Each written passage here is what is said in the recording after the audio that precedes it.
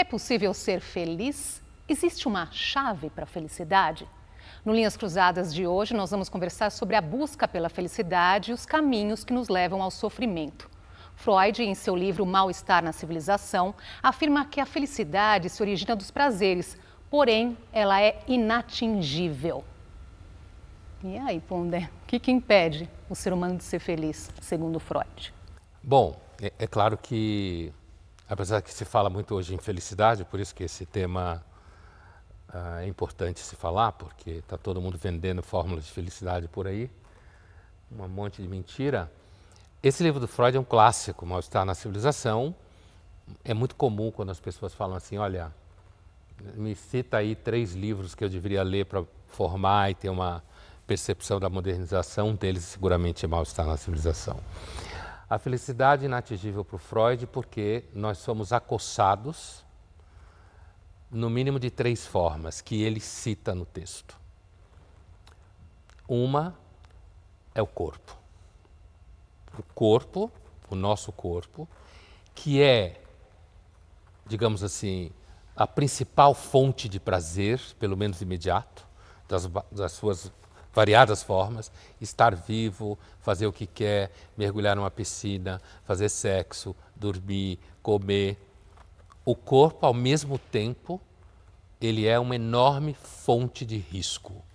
Em algum momento, ele vai dizer para você, tchau. Né? Isso pode levar muito tempo, inclusive. Em segundo lugar, o Freud cita o sofrimento e a felicidade que vem do mundo exterior. A gente pensa logo em elementos da natureza, tsunami, terremoto, vulcão, né?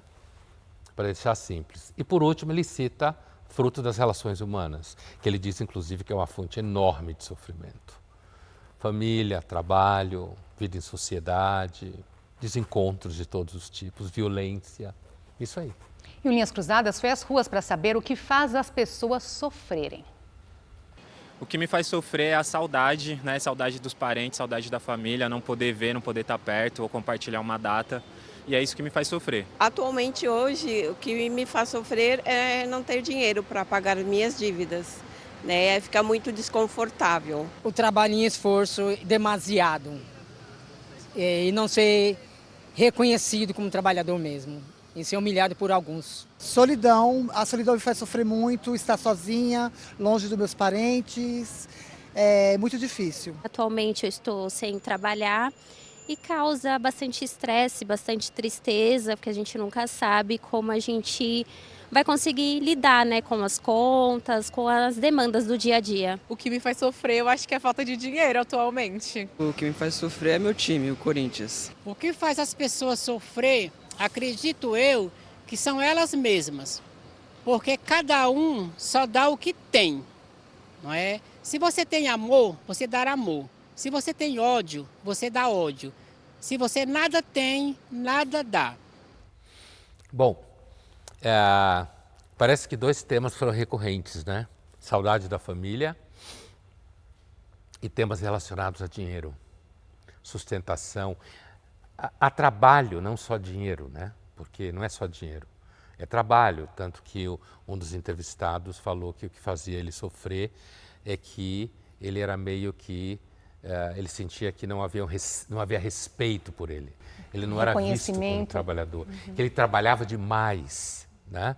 Então a gente viu umas posições bem... Na realidade foi um discurso, fora o último que fez quase uma poesia, né? Foram elementos muito concretos. E é interessante porque é muito comum, o primeiro entrevistado falou de saudade da família. É muito interessante porque é muito comum as pessoas falarem de saudade da família, falta que a família faz. Mas do ponto de vista de quem vive no mundo da inteligência, da universidade, a gente está há cerca de, 60 anos acabando com a família. Criticando, pondo abaixo, falando que é uma fonte de opressão, uma fonte de traumas, que os pais fizeram sempre tudo errado. E essa contradição aparece muitas vezes. Quando você dá voz ao senso comum, ele fala isso. Agora, nós citamos aqui, não é, segundo Freud, as 3 fontes de sofrimento: o corpo, o mundo externo e as relações entre as pessoas. Eu queria te ouvir um pouquinho mais sobre o corpo. Pondé, como uma fonte de sofrimento físico inesgotável. Né? O corpo, ele é... sem o corpo a gente não existe. Tanto que aqui quando o corpo falha, a gente desaparece, até onde a gente consegue observar. E tem uma característica na relação com o corpo, que é... O corpo é aquele tipo de coisa que parece o ar. Você só lembra quando ele falta. Você nasce, você cresce, você é jovem, você tem pleno usufruto do corpo, você adoece pouco, as coisas não são tão graves para você, você regenera mais fácil, você resiste, por exemplo, a situações maiores como a ausência de sono, a dificuldade com comida, e aí você não observa muito bem que quem resiste a isso tudo é o corpo. À medida que o tempo passa, o corpo vai se fazendo presente justamente na medida que ele começa a faltar no sentido da saúde. Então, por exemplo, você faz exame de sangue quando você tem 20 anos, a chance de vir alguma... É claro que pode dar, mas a chance de vir alguma coisa errada é muito difícil. Quando você faz aos 60, aos 70, aos 50, começa a vir resultados que você não quer. Daí a ciência fala tanto, né, investir em saúde como fonte de felicidade. Então a chave está na prevenção? Do ponto de vista médico, sem dúvida nenhuma, médico para atingir a saúde física, é claro que tem os elementos de alimentação, exercício, isso que todo mundo sabe que é óbvio, exercício físico, né? Horas de sono. Mas, sem dúvida nenhuma, um elemento que produziu a maior longevidade é saneamento, vacina, essas coisas básicas, né? Mas também a medicina, quando você previne, você faz exame antes, quando não está dando pau, aí você descobre, por exemplo, que alguma coisa poderá dar pau daqui 10 anos. Como você pegou isso há 10 anos antes, ele não vai dar pau daqui 10 anos. É claro que alguém pode dizer, não, você fez, está tudo certo, aí vem um ataque cardíaco. Bom, a contingência sempre está aí, né?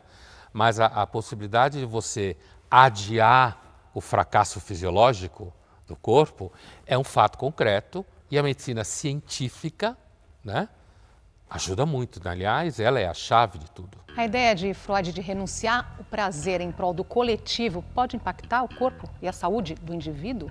Pode. Pode, se essa renúncia for uma renúncia que leve a pessoa a ficar numa situação de abstinência muito grave, né?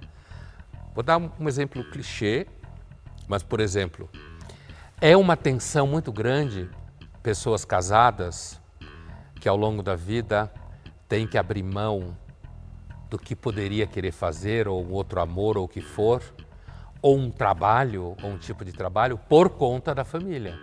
Você está abrindo mão do que te daria prazer, que você naquele momento tem gana, como se fala em espanhol, ganas de fazer, vontade de fazer, em nome daquele coletivo que você vive. Quer dizer, essa é uma experiência que vai dar, inclusive, na ideia de família que nossos entrevistados, muitos falaram, eu tenho saudade da família, eu tenho prazer quando estou com a família. E, no entanto, para você constituir uma família, muitas vezes você tem que abrir mão de possíveis fontes de prazer que iria contra esse coletivo.